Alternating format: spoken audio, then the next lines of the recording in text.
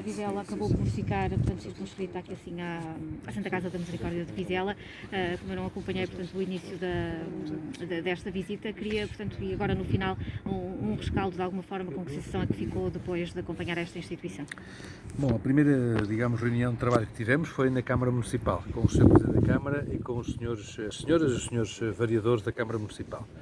Aí pudemos tomar conhecimento daquilo que foi o investimento realizado nos últimos 4 anos. Estamos a falar de um investimento superior a 13 milhões de euros, sendo que desses 13 milhões de euros, 10 milhões foi investimento da Administração Central e, portanto, de prioridades políticas também definidas pelo Governo. Por outro lado, podemos conhecer que nas prioridades desse investimento estão dimensões muito importantes. Por um lado, a valorização do património, da história e da identidade como fundamento para uma estratégia de diversificação da economia, nomeadamente a partir da valorização do turismo, que é um setor que está em crescimento no Concelho e que pode contribuir para complementar os setores de maior tradição, como o caso do têxtil, lar e do têxtil vestuário. E, por outro lado, conhecemos também outras prioridades, como ocorre com a valorização do espaço público, a qualificação do espaço público e a valorização do património histórico, religioso e a qualificação dos centros cívicos nas freguesias. Depois de termos tido esta, digamos, reunião de avaliação do trabalho que foi desenvolvido pela Câmara, que mereceu, deve ser sublinhado, o maior reconhecimento que alguma população em todo o país fez ao seu Presidente da Câmara, porque foi o Dr. Vítor Salgado, foi o Presidente da Câmara com a maior votação em todo o país. Podemos também olhar para aquilo que são as prioridades para o futuro e como é que os deputados da Assembleia da República se comprometem com algumas dessas prioridades, tendo em vista levar o assunto ao Parlamento e também depois levar o assunto ao Governo. Entre as prioridades está uma com a qual nós nos comprometemos, que iríamos procurar sensibilizar quer os órgãos de natureza representativa, quer os órgãos de natureza executiva, o Governo. Estamos a falar da ligação, digamos, à A11, que é uma ligação muito importante para o município, na medida em que servirá toda uma zona de localização empresarial e que permitiria, portanto, que o território se articulasse com um eixo viário fundamental para não apenas a atração de investimento, como também para a saída do território, nomeadamente da parte das empresas e da parte das empresas exportadoras. E, portanto, ficamos com esta, digamos, consciência bastante profunda da prioridade entre as diversas prioridades da Câmara Municipal. Depois tivemos a oportunidade de visitar a Misericórdia, que é uma importante instituição de solidariedade, que é um dos bons exemplos do trabalho que é desenvolvido neste distrito. Por um lado, porque tem uma resposta e uma oferta que vai desde a creche, desde o berçário, creche, jardim de infância, até ao apoio aos mais idosos, quer na função de lar, quer na função de cuidados continuados, quer ainda nos cuidados domiciliários. E trata-se, do meu ponto de vista, de um dos bons exemplos que há que enaltecer e que dar a conhecer de um serviço social de grande qualidade. Como se sabe, o Governo faz da cooperação com o setor social uma das suas prioridades de combate às desigualdades, de combate à pobreza e, se quisermos, de promoção da dignidade da resposta social, da dignidade da pessoa humana. Como se sabe, há dias a nossa candidatura promoveu um encontro no distrito sobre as questões da saúde e as questões da ação social. Pudemos detectar 2 assuntos que preocupavam as instituições. Por um lado, a importância de reforçar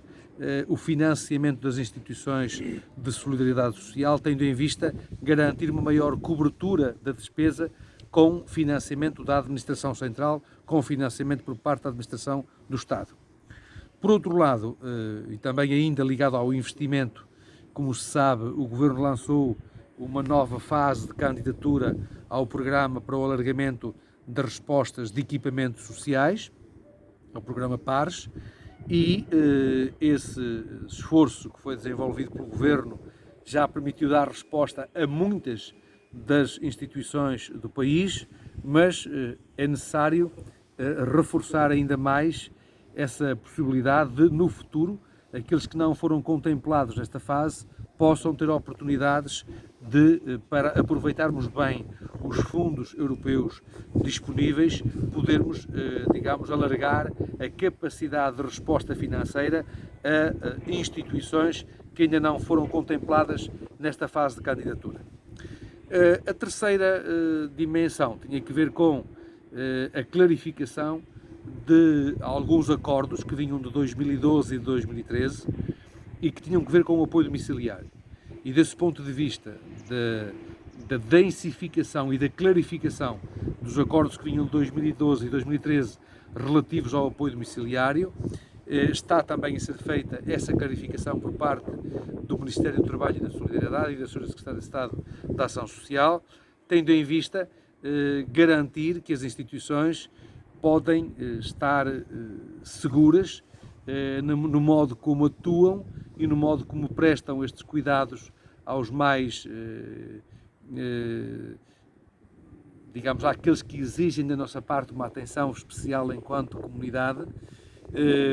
porque há da parte do poder político sensibilidade para atalhar algumas preocupações que havia, nomeadamente em algumas inspeções que estavam a decorrer sobre os cuidados de apoio domiciliário. É necessário, de facto, garantir que o financiamento é feito com rigor, que os recursos são colocados efetivamente ao serviço daqueles que deles precisam, mas também procurando compreender que há realidades muito diversas e que essas realidades têm muitas das vezes que também exigir uma compreensão do próprio contexto comunitário e do contexto familiar, que por vezes dificulta a própria resposta na plenitude em que deveria ser dada e em que poderia ser dada. E, portanto, a garantia que podemos deixar aos cidadãos deste município de Vizela, que eu vi nascer, eu era chefe de gabinete do grupo parlamentar quando foi votada na Assembleia da República a lei que permitiu a criação do Conselho de Vizela. A mensagem é de que podem contar com a nossa voz, com a voz de candidatos do Partido Socialista à Assembleia da República, para levar a voz do povo de Vizela à Assembleia da República, para levar a voz do povo de Vizela ao Governo e para vos acompanhar e acompanhar aquelas que são as preocupações do Sr. Presidente da Câmara, Dr. Vítor Hugo Salgado, por quem nós temos uma grande estima e de quem somos, aliás, admiradores do trabalho que aqui é prosseguido em favor do desenvolvimento económico, do desenvolvimento cultural e do desenvolvimento social integrado e sustentado. Doutor, qual é a perspectiva em relação aos resultados eleitorais ao nível do distrito e também ao nível do país? Bom, nós, o Partido Socialista, como todos bem sabem, está a trabalhar, tem vindo a desenvolver um trabalho muito exigente, em circunstâncias muito difíceis, que fazem com que a nossa expectativa, o nosso trabalho, é para que o Partido Socialista possa ganhar com uma maioria que dê estabilidade política ao Governo para os próximos 4 anos. Nós conseguimos vencer os momentos mais críticos do estado de emergência, mas a pandemia ainda continua aí, ainda não desapareceu. É preciso vencer esta pandemia com todas as nossas forças. Felizmente estamos entre os países do mundo que melhor têm sido sucedido na vacinação. Por outro lado, depois de termos passado os momentos mais críticos, Portugal voltou a crescer mais do ponto de vista económico do que a média dos países da União Europeia e estamos em condições, por força desse crescimento, de dar conta também de que não apenas temos vindo a criar postos de trabalho, como temos vindo a reduzir as taxas de desemprego para níveis que não tínhamos desde 2008, de tal maneira que já ouvi aqui nesta região, em vários encontros com empresários, que aquilo que há neste momento é mesmo até falta de mão de obra, nomeadamente para a restauração, para a hotelaria, para a construção civil, o que mostra bem como conseguimos rapidamente retomar um ritmo de crescimento económico que absorveu